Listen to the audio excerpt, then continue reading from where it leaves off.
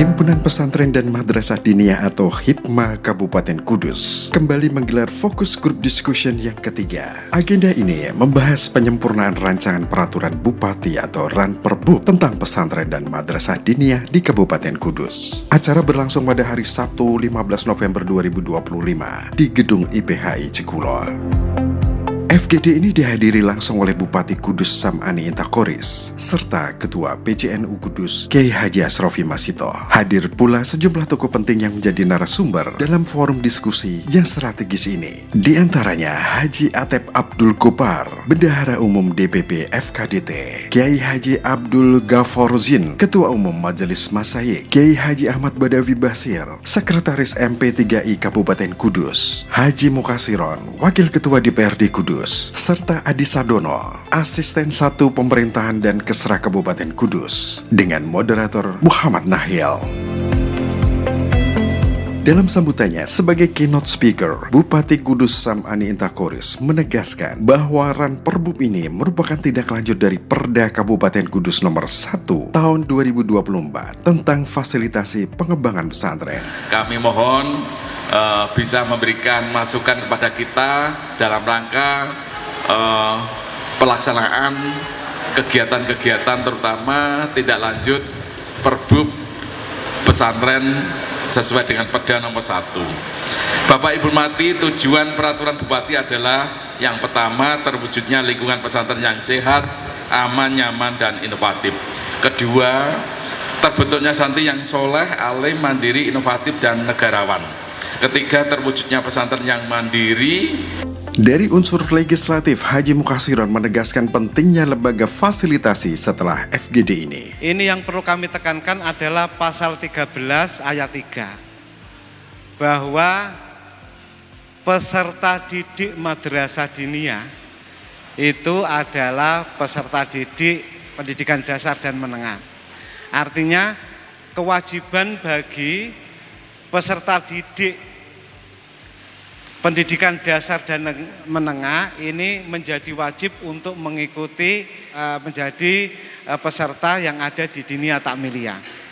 Nah, ini di dalam Ranperbub ini nanti perlu ditekankan bahwa pendidikan madin itu wajib karena sesuai dengan amanat Perda. Nah, wajibnya seperti apa nanti kami berharap setelah FGD ini Bupati di dalam Perda pesantren itu mewajibkan untuk membentuk lembaga fasilitasi dan sinergitas pesantren. Nah, kalau bisa lembaga ini menggabungkan antara pendidikan madin dan pendidikan pesantren.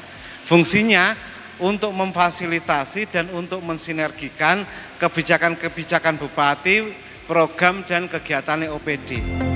Sementara Kiai Haji Abdul Ghaforzin menyoroti isu penting yaitu rekognisi yang belum tercantum dalam Perda Pesantren Kudus. Perda kita, Kudus ini, Perda pesantren, ternyata sejauh yang kita baca menika tidak menyebutkan rekognisi. Padahal rekognisi ini menjadi sangat penting. Rekognisi ini tidak hanya sekedar muadalah.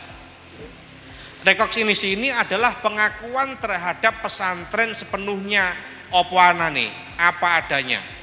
Lulusan pesantren itu berarti wajib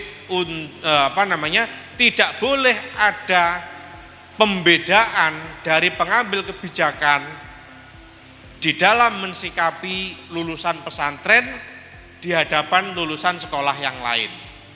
Artinya lulusan pesantren dan lulusan non pesantren itu mempunyai hak yang sama.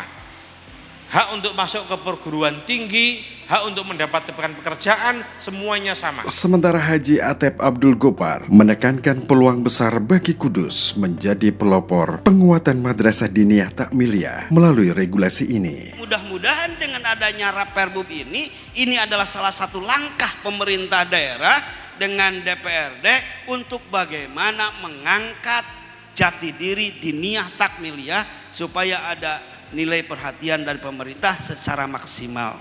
Dan kami yakin mudah-mudahan dengan rancangan Ranperbub ini bahwa karena Kabupaten Kudus adalah satu-satunya kabupaten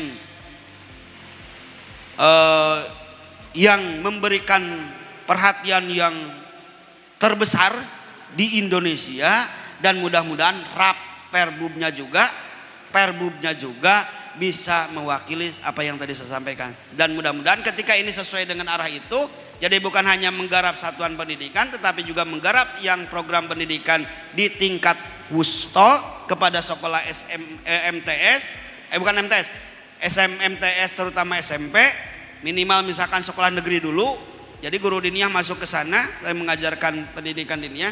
Maka ini akan menjadi satu-satunya dan pertama kabupaten menerapkan pola penyelenggaraan diniyah takmiliyah, baik itu satuan pendidikan dan program pendidikan diniyah dengan penguatan Perbub pertama di Indonesia.